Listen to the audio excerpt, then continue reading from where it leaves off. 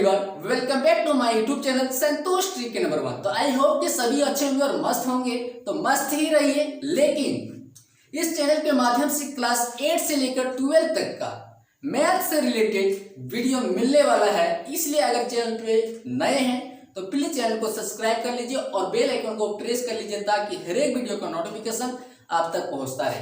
आज का क्लास होगा क्लास 10 का कि परिमेय संख्या 6.6। तो क्या बोला है कि दो समरूप त्रिभुज के क्षेत्रफलों का अनुपात इनकी संगत भुजाओं के अनुपात के वर्ग के बराबर होता है। ये है तो समरूप का मतलब आप समझते क्या है? तो समरूप का मतलब ये होता है कि देखने में एक जैसा हो, उसका आकार बड़ा हो या छोटा हो, उससे लेना देना नहीं है।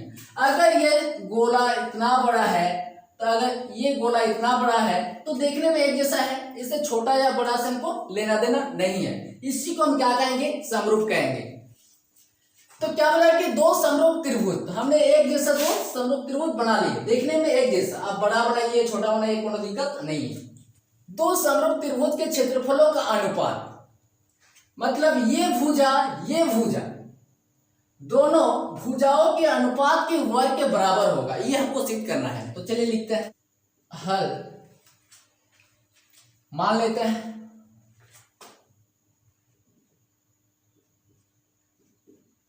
मान लिया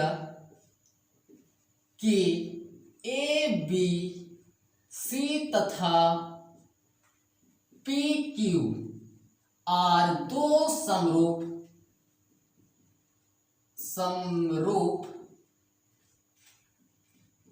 त्रिभुज है। दो समरूप त्रिभुज है, दो समरूप त्रिभुज है। जो क्वेश्चन में दिया था वही हमने क्या किया, लिख ली। अब इतना करने के बाद क्या बोला है कि इनकी संगत भुजाओं के अनुपात के वर्ग के बराबर होता है, ये हमको सिद्ध करना है। तो वो भी लिखेंगे। तो सिद्ध करना है कि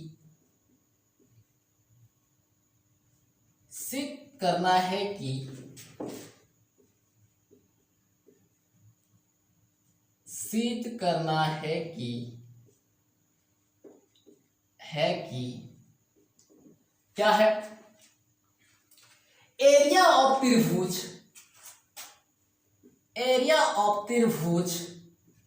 ए बी सी बटा एरिया ऑफ त्रिभुज, अनुपात बोला गया इसलिए बटा में लिखे, त्रिभुज पी क्यू आर बराबर इनके संगत भुजाओं के अनुपात। इनके संगत भुजा, इसके संगत क्या होगा? ये होगा, इसके संगत क्या होगा? ये होगा, और इसके संगत क्या होगा? ये होगा। तो ये संगत भुजाओं के अनुपात के वर्ग के बराबर होगा, मतलब इसका स्क्वायर होगा। तो क्या है? ए बी होगा पी क्यू का स्क्वायर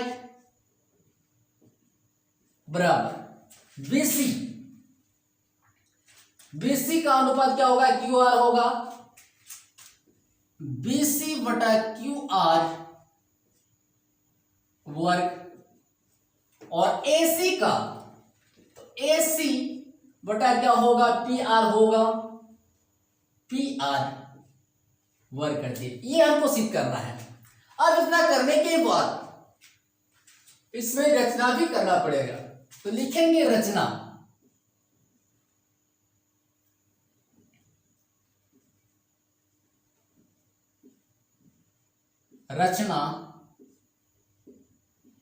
क्या करना पड़ेगा? रचना, इसमें लंब डालना पड़ेगा। ये लंब डालते हैं,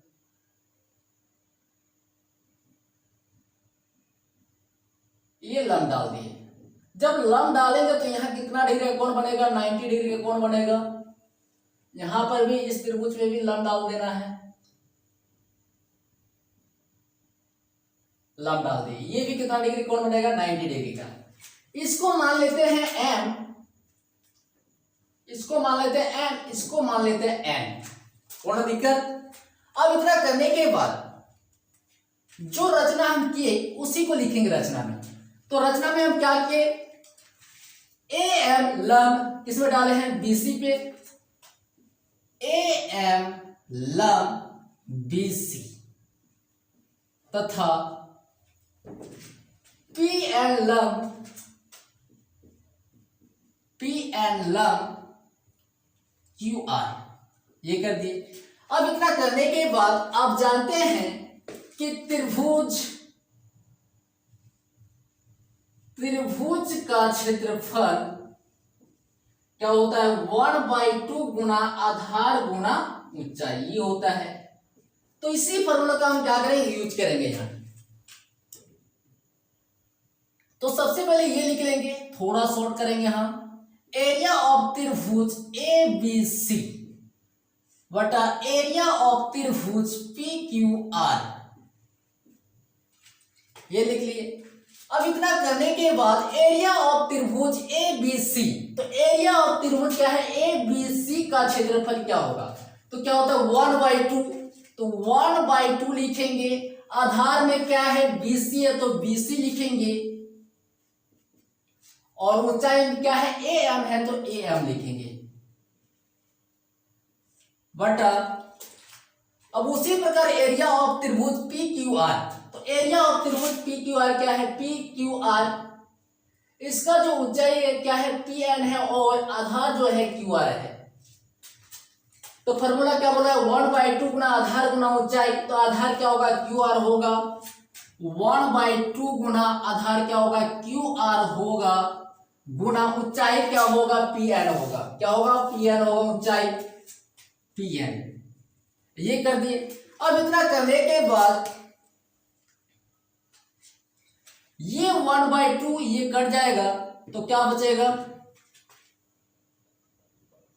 एरिया ऑफ त्रिभुज डायरेक्ट लिख दे रहे हैं BC बाय QR गुना AM बाय PN, ये बचेगा।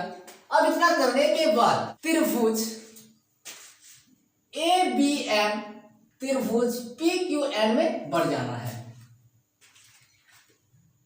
तो चूंकि त्रिभुज ABM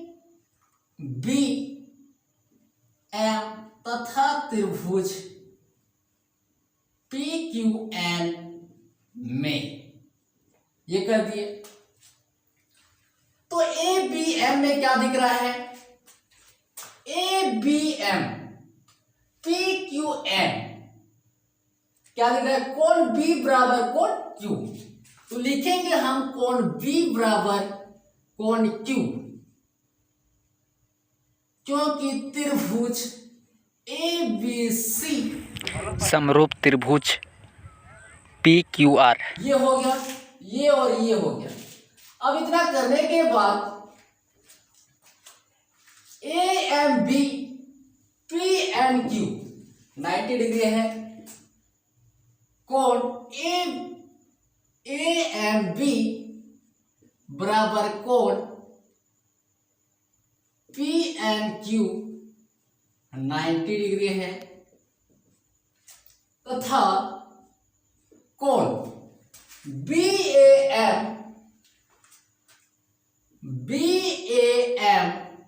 बराबर कोण QPN,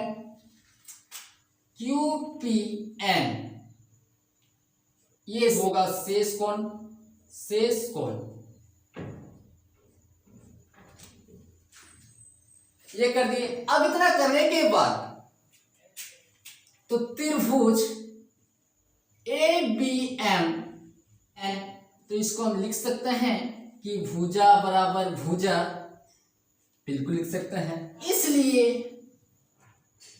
त्रिभुज ABC समरूप त्रिभुज PQR या क्या है दिया है, इसको लिख लिए। अब क्या हम लिख सकते हैं कि AB बटा PQ बराबर ऊंचाई क्या है, AM बटा PN, लिख सकते हैं, बिल्कुल लिख सकते हैं, AM बटा PN, ये कर दिए। AM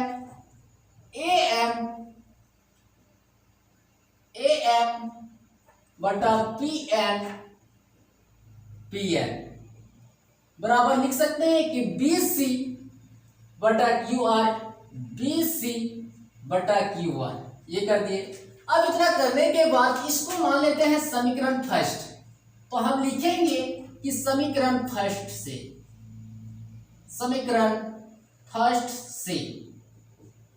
तो क्या है, एरिया ऑफ त्रिभुज ABC बटा एरिया ऑफ त्रिभुज PQR, ये है। तो क्या है BC बटा QR गुना क्या है AM बाई PN। तो AM बाई PN किसके इक्वल है, BC बटा QR के इक्वल है। तो क्या हम लिख सकते हैं कि BC बटा QR, जब इसको हम गुना करेंगे तो क्या होगा, BC बटा QR का होल स्क्वायर, ये होगा। अब इतना करने के बाद एरिया ऑफ त्रिभुज ABC बटा एरिया ऑफ त्रिभुज PQR बटा AB बटा PQ BC बटा QR AC बटा PR, ये कर दिए। तो लिख सकते हैं कि एरिया ऑफ त्रिभुज ABC बटा एरिया ऑफ त्रिभुज PQR बराबर लिख सकते हैं कि AB बटा PQ का स्क्वायर बराबर BC बटा QR का स्क्वायर बराबर AC बटा PQ का स्क्वायर, ये कर दिए। ये मेरा प्रूव्ड हो गया।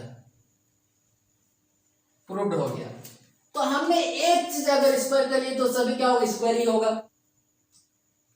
तो वीडियो कैसा लगा कमेंट सेक्शन में सब्सक्राइब करके और बेल आइकन को भी प्रेस कर लीजिए ताकि हर एक वीडियो का नोटिफिकेशन आप तक पहुंचता रहे। जय हिंद, जय भारत।